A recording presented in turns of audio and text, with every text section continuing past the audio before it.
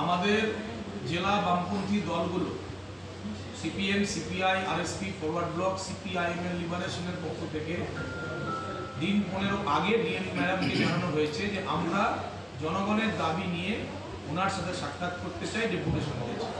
সেই দাবিগুলোর মধ্যে এসআইআর প্রক্রিয়াতে যে আজকে মানুষের মধ্যে বিভ্রান্তি ছড়াচ্ছে, আতঙ্ক তৈরি হচ্ছে, বহু মানুষ যাদের নাম 2002 তালিকাতে নেই, কি হবে তাই নিয়ে আতঙ্কে আছেন, আত্মহত্যার ঘটনা ঘটছে, তাহলে প্রশাসনের এ ব্যাপারে নির্দিষ্ট বিষয় আমরা আলোচনা করতে চাই।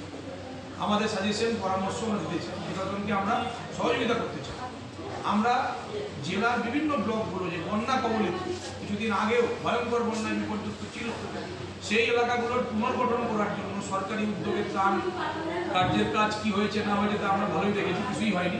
কিন্তু এখন এলাকাগুলো পুনর্গঠনের জন্য সরকারি উদ্যোগের দাবি আমরা করছি।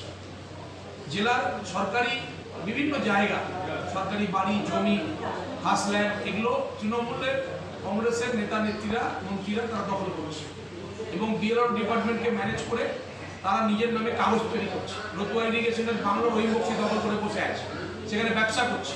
আরও বিভিন্ন জায়গাতে সরকারি জায়গা, পিডব্লিউডির জায়গা দখল করছে। প্রশাসন নির্বিকার, একটা স্বৈরাচার চলছে।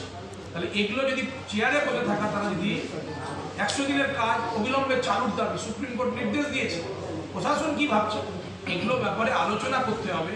গণতন্ত্রে বাস করছি, তারা গণতন্ত্রের চাকরি করছেন, তারা হচ্ছে পাবলিক সার্ভেন্ট। মানে আমরা পাবলিকের কথা এখানে বলতে আসবো, তারা শুনবেন না।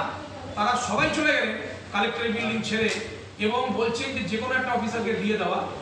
আমরা তার প্রতিবাদে ডিএম ম্যাডামের আমরা দরজার সামনে ধর্নায় বসেছি। ডেপুটেশন ডিএম বাই ডিএম যে কোনো কাউকে নিতে হবে, না হলে এখানে ধর্না চলবে।